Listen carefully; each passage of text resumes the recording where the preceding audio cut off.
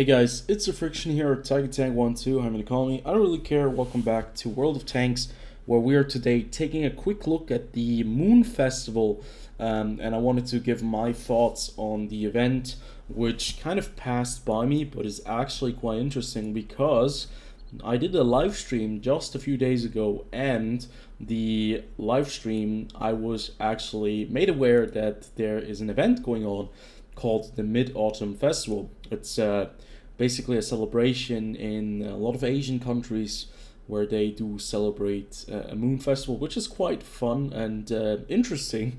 And you have some nice goodies. And these goodies, like styles you can get premium consumables, and you can also get some nice decals. But that's not all of it. If you are really, really lucky, you can get into a top spot and you might be able to get yourself a tier 8 premium tank. But it's not all just very nice.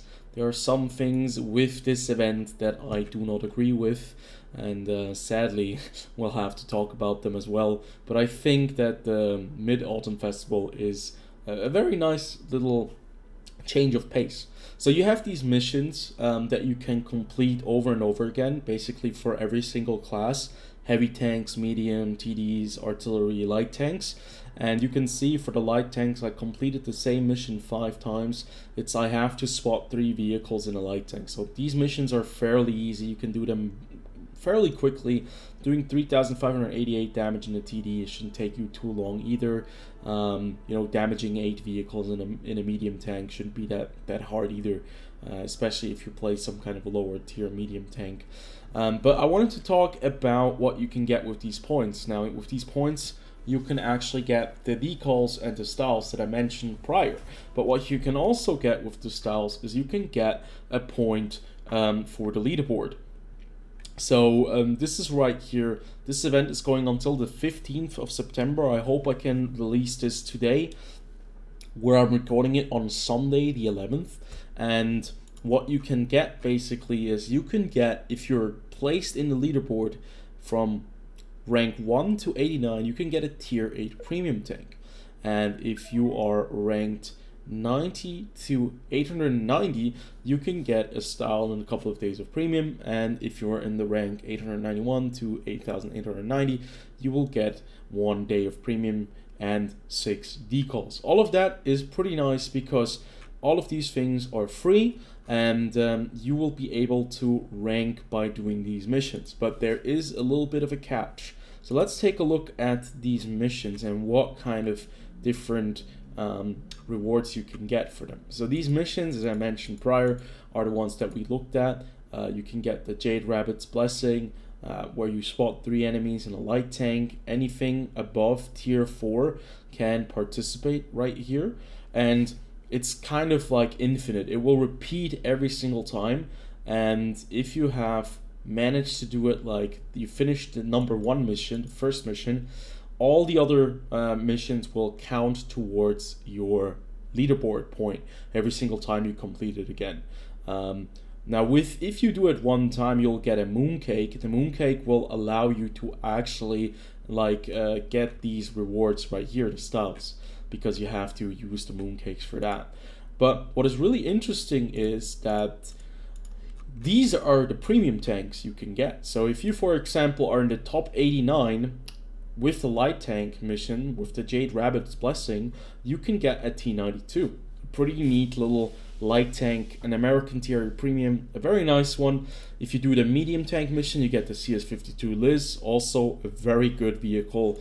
If you do the heavy tank, at least on the North American server, you'll get the E75 TS, and on the other servers, you'll get the WZ111 Alpine Tiger, both of them nice vehicles. Then you have the TS5. TS5 probably the best vehicle out of the bunch, and this is probably going to be very sought after. So Mooncake for TD is probably going to be quite difficult, and Moon Goddess is the Turtle MK1 because there are no premium artillery pieces unless they would hand out the LAFH, and I hope they will not sell the tank again. Now, one of the things that I dislike about this event is basically you have to place in the 89, right, in the top 89. And I think that would be all good if it is only based on personal performance, so if you do the missions, but it actually is also based on different things. Now, I've read this when I opened it up, and I've only read it like after I actually went down, because I thought in the premium shop they have a couple of bundles, but it actually is a lot more problematic in my eyes. Purchase special dedicated bundles in the premium shop. Depending on the selected gift package, you'll receive 3 to 90 points for the leaderboard. Now, if we go over to the gift shop, you see there are a couple of offers at hand, and you can actually buy the TS5, or you can get the the Mid-Autumn Festival for the Turtle MK1.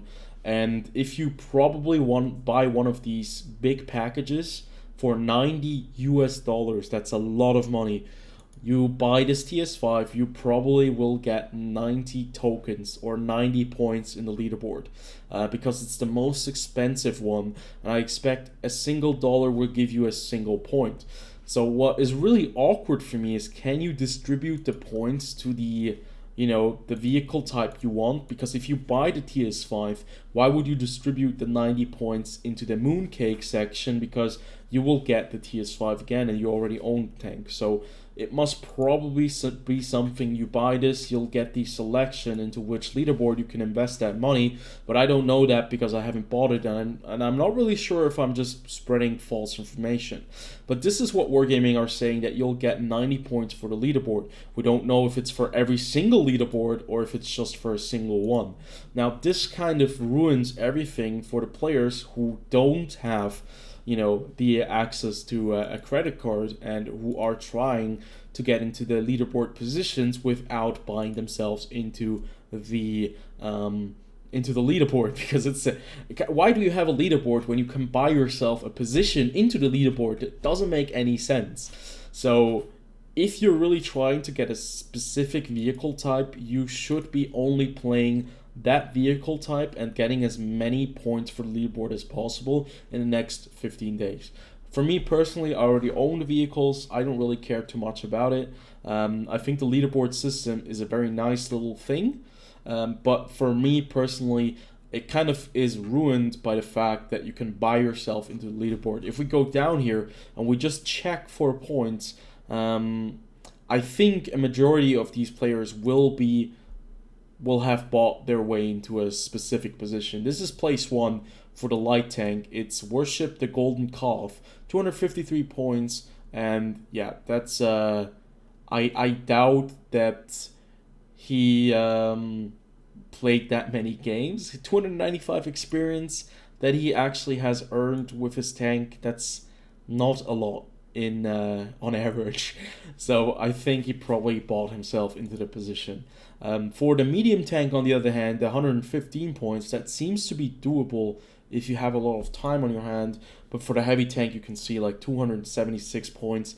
Whitman, Pros, Dracula, they all have so many points. But you have to be in the top 89 position. So if you are in top 89, so you have approximately at least 76 at the day of recording. There's still 5 more days with today. Well, you'll have to have more than at least, let's say, 100 points to be able to get the E75 TS. For the TS5, it's actually quite cheap, 119 points. But for the Turtle MK1, people are spending a lot of credits, or, well, they're buying a lot of these bundles. And I think that kind of shows you that there's always a little bit of a caveat, a little bit of a piece that Wargaming will be using for sales. Personally, I think the leaderboard idea is great, but the way that they've set this up, it is a bit confusing, and I think it's a bit mean that you have a leaderboard where you can buy yourself into a position. That should not be the case. You can obviously sell these bundles, but do not give them like a position in the leaderboard. That doesn't make any sense. You also don't know if you get the 90 points from one of the most expensive bundles, because these bundles, nothing tells you about the leaderboard points, because it just says 3 to 90. In the end, it could be that you get like 45 points in one of those big bundles instead of the 90 points.